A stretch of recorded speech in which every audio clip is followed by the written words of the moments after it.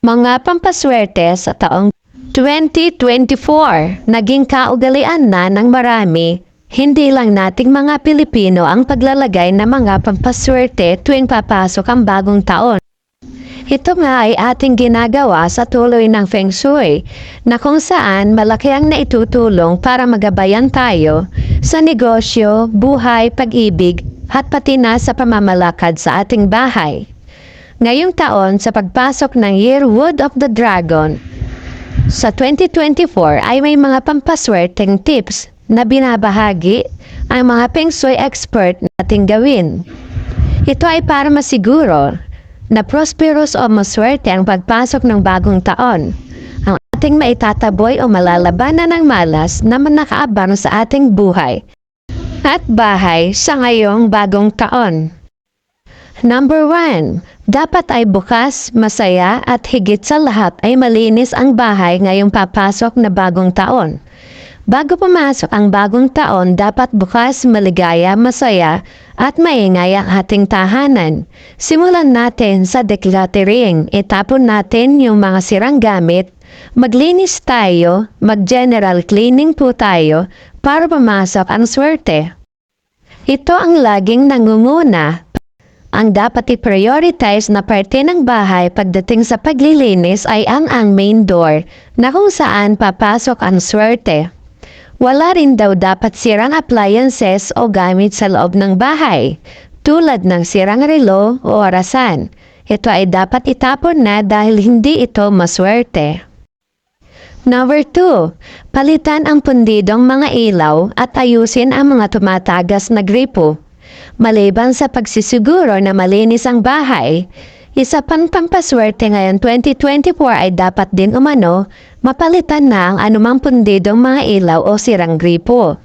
Dahil ang mga ito ay nagkakaapekto sa pagpasok ng swerte at sa pag-agos ng grasya tulad ng tumatagos na gripo sa simbolo ng leaking well. Number 3. Maghanda ng 12 prutas. Parang masiguro na magiging masagana ang 2024, syempre hindi dapat mawawala ang paghahanda ng 12 na klaseng prutas.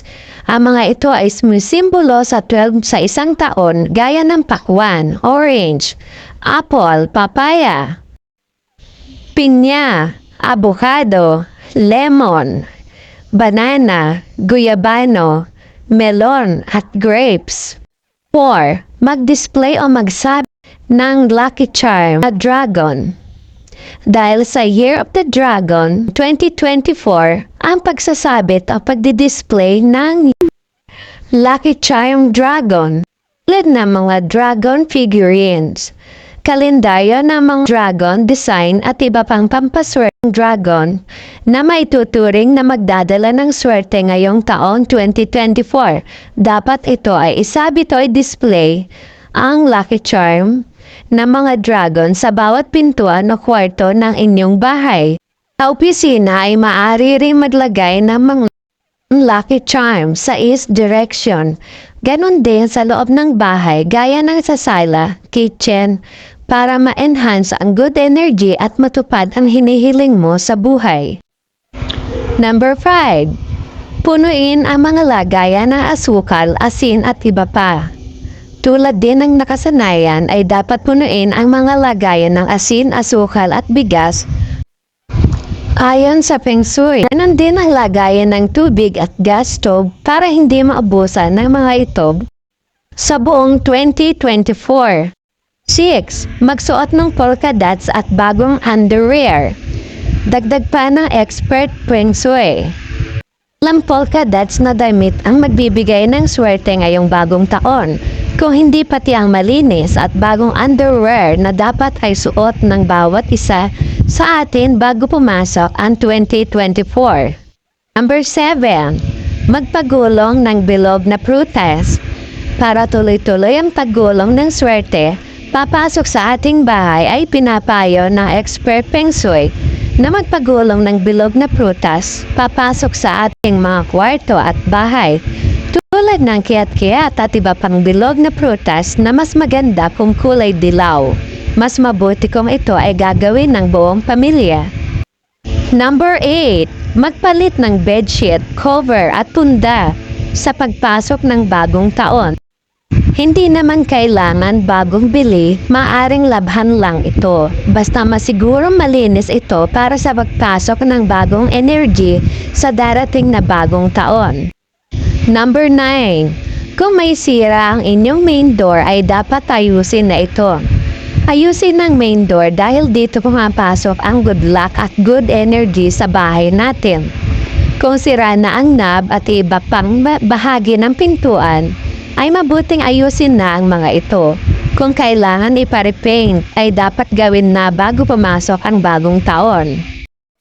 Number 10. Dapat malinis ang inyong lutuan o stove. Linisin ang stove o lutuan dahil paliwanag pa ng Feng Shui ay dyan ginagawa ang wealth o swerte. Ang food kasi yan ang wealth o swerte kaya dapat maayos yan. Malinis at maganda ang lutuan o stove natin. Number 11. Magsaboy ng bariya sa bahay at punuin ng bariya ang bulsa. Para sa dagdag na ingay sa loob ng bahay, ngayong bagong taon ay dapat rin daw magsaboy ng bariya sa loob ng bahay. Sa ganitong paraan ay maalis ang malas at nasisigurong masasabuyan din ng pampaswerte sa 2024 ang loob ng bahay. Dapat ay puno rin umano ng pera ang mga wallet at ang bulsa naman ay puno ng bariya. Number 12. Gawing maingay ang bahay sa pagpasok ng bagong taon. Para maalis ang mga malas sa bahay ay dapat mag-ingay para mataboy ito. Gawin ito sa pamamagitan ng pag-ihip ng turotot, pagpapatunog ng bell, paghampas ng kaldero at iba pang paraan ng pag-iingay para mailabas ang malas sa pagpasok ng bagong taon. Number 13. Ang buong pamilya ay dapat nakasuot ng happy color sa pagpasok ng New Year. Sa pagpasok ng bagong taon, ay dapat nakasuot rin ng happy colors ang buong pamilya. Dapat ay suot mo rin ang mga alahas mo at dapat ay nakangiti. Para sa simula ng maganda at bagong taon ay dapat bagong ligo rin o nakaayos o naka-makeup. Number 14. Ayusin ang gusot o tampuhan sa inyong pamilya. Dapat ay maayos na rin ang gusot sa loob ng pamilya. Walang away, walang tampuhan at alitan. Dapat ay pure happiness o love lang ang mangingibabaw sa loob ng inyong bahay. Ito ay para ma-enhance pa umano ang pagpasok ng good luck o swerte sa inyong bahay. Number 15. Magbigay ng ampaw sa mga anak o apo. Dahil ang ampaw o red envelope ay nagsisignify ng long life at ang pagsishare ng blessing ay nagbibigay ng dagdag na swerte sa buhay. Verse 16. Mag-text at batiin ang lahat ng kaibigan at pamilya. Batiin ng Happy New Year ang malalapit na tao sa iyong buhay. Kung may kagalit ay mabuting ikaw na ang mag-sorry para mas maging panatag at payapa ang pagpasok sa iyo ng bagong taon. Tandaan, ang Feng Shui ay pangdagdag swerte lang. Ang sipag, tiyaga, determinasyon at sa pagiging hands-on ninyo nakasalalay ang inyong swerte. Tandaan, ito ay pawang gabay lamang. Nasa sa atin pa rin ang ating kaikauunlad. Maraming salamat po.